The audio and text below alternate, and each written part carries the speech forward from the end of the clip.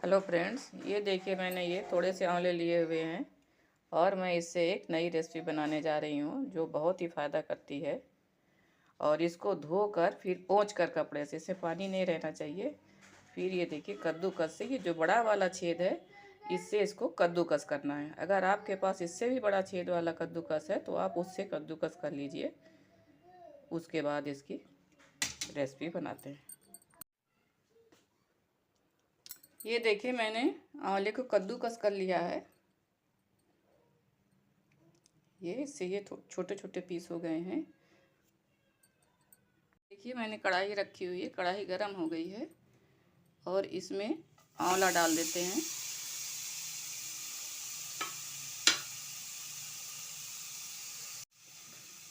आंवले के साथ मैं ये गुड़ डाल रही हूँ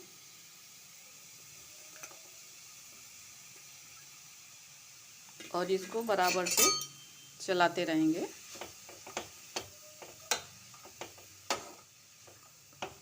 इसको लो टू मीडियम आंच पे पकाना है।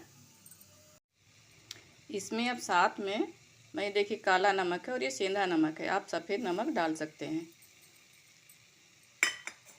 और मैं इसमें थोड़ी चीनी डाल रही हूँ। आप सिर्फ चीनी या सिर्फ गुड़ से बना सकते हैं। अगर आपके पास मिश्री है तो आप मिश्री भी यूज कर लीजिए। किसी भी मीठा को आप डाल के बना सकते हैं। अगर आपके पास गुड़ नहीं तो आप चीनी से बनाइए और इसको लो टू मीडियम आंच पे धीमे धीमे करके पकाना है, जिससे गुड़ पिघल जाएगा। और अब इसमें थोड़ा सा ये मसाला डाल रही हूँ। ये जीरा पाउडर है, काली मिर्च पाउडर है और ये दालचीनी का पाउडर है और ये सौंठ है और ये कश्मीरी मिर्च है। अगर आपके पास सौंठ नहीं है तो आप अदरक को थोड़ा सा पीस के उसका रस निकाल के डाल दीजिए, या तो कद्दूकस के करके डाल दीजिए, तो इससे इसका टेस्ट बहुत ही अच्छा आता है। और इसको बराबर से चलाते हुए लो टू मीडियम आंच में पकाना है। ये देखिए इसको मैं ढक कर पका रही हूँ। थोड़ी थोड़ी देर में इसको ढक के पकाते हैं। ये इसी के पानी में ही पकेगा, इसमें अलग से पानी मत मिलाइएगा, इसमें पानी की ज़रूरत नहीं होती है। और ये धीमी धीमी आंच में ऐसे पक जाएगा। थोड़ी थोड़ी देर में ढक कर पकाइए। ये देखिए ये कितनी अच्छी तरह से पक रहा है ये।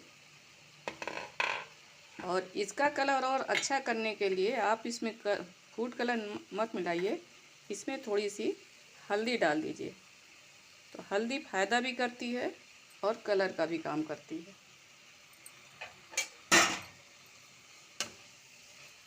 इसको बराबर चलाते हुए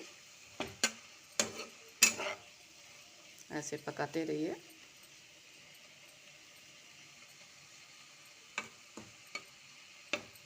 इसको आप जाड़े के दिनों में बना के रख लीजिए, 2-3 किलो आंवला लेके, तो ये आपका स्टोर भी हो जाएगा और गर्मी में भी ये आपके काम आएगा। ये देखिए कितना ट्रांसपेरेंट दिख रहा है ये। इसको आप नॉन स्टिक कढ़ाई में बनाइए या स्टील कढ़ाई में बनाइए, लोहे की कढ़ाई में बिल्कुल नहीं बनाइएगा और ना ही एल्युमिनियम की कढ़ाई में, क्योंकि ये खट्टा बहुत होता है। इसलिए लोहे की कढ़ाई में तो ये काला पड़ जाएगा। आंवला वैसे भी काला हो जाता है लोहे की कढ़ाई में। अब इसमें थोड़ी सी मैं पिसी हुई इलायची डाल रही हूँ। अगर आपके पास पिसी हुई नहीं है तो आप इसमें 2-3 इलायची कूट कर डाल दीजिए, तो इससे इसमें खुशबू आएगी। और बराबर चलाते हुए इसको पकाइए। अब इसमें मैं थोड़ा सा सनफ्लावर सीड डाल रही हूँ। अगर आपके पास खरबूजा या तरबूज के बीज हैं तो आप वो डाल सकती हैं। इससे ये देखने में बहुत खूबसूरत लगेगा और बीज फ़ायदा भी बहुत करते हैं। और अब इसका पानी सूख गया है। इसमें आप जितना आंवला लीजिए उतना ही मीठा लीजिए। अगर किसी को डायबिटीज़ वगैरह है, आप कम मीठा यूज करते हैं तो थोड़ा सा आप कम कर सकते हैं मीठा, नहीं तो इसमें बराबर मात्रा में मीठा मिलाया जाता है। इसको आप थोड़ा सा ऐसे चेक करिए। ये देखिए ये बहुत सही बन गया है। अब इसको ज़्यादा करेंगे तो ये सूख जाएगा और कड़ा हो जाएगा।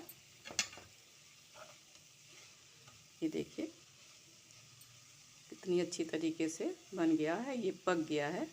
अब इसको थोड़ा ठंडा होने देते हैं। ये देखिए ये बनकर रेडी है। अब मैंने इस बाउल में निकाल लिया है। और आप सोच रहे हैं इसका नाम क्या है? इसका नाम आप कुछ भी रख लीजिए, लौंजी रख लीजिए, छुंदाक बोलिए, या ये आंवले का हलवा, किसी भी नाम से पुकार सकते हैं। और इसको आप 2-3-4 किलो बना के जाड़े में रख लीजिए तो गर्मी में ये बहुत ही फ़ायदा करता है। इसको 1 चम्मच डेली सभी लोग खाइए तो ये आपके कमर दर्द, पैर दर्द, घुटने दर्द सभी में फ़ायदा करेगा और सभी लोगों को ये फ़ायदा करेगा, बच्चों से लेके बूढ़े तक को। और इसको ठंडा होने के बाद आप एक कांच के बॉटल में रखिए। ये देखिए मेरा कम है इसलिए मैं छोटी सी कांच की बोतल में रखूँगी। और इसको रखने के बाद आप इसको चाहे बाहर रखिए या फ्रिज में रखिए, ये ख़राब नहीं होगा क्योंकि ये काफ़ी पक चुका होता है। अगर आप बहुत ज़्यादा बनाते हैं तो आप इसको फ्रिज में स्टोर कर सकते हैं, नहीं वैसे थोड़ा बनाया तो बाहर रख के भी खा सकते हैं। फ्रिज में रखने से ये जम जाएगा। और बॉटल बिल्कुल साफ़ होनी चाहिए, इसमें बिल्कुल पानी नहीं होना चाहिए। अगर आपको मेरी ये रेसिपी अच्छी लगे तो प्लीज़ इसे लाइक करें, शेयर करें, सब्सक्राइब करें और कमेंट भी करें। और इसके ये जो बीज निकलते हैं, ये देखिए मेरे पास तो बहुत थोड़े से बीज निकले हुए हैं। और जब आप लोग ज़्यादा बनाएंगे, बहुत ज़्यादा बीज निकलेंगे तो इसको फेंकना नहीं है। इसको 1-2 गिलास पानी डाल के बॉइल्ड कर लीजिए, फिर इसमें जीरा, काली मिर्च डालकर और काला नमक डालकर इसको पी लीजिए, बूस्टर का काम करेगा। इसको अगर आपके पास ज़्यादा तो फेंकिएगा बिल्कुल नहीं। वीडियो देखने के लिए थैंक यू।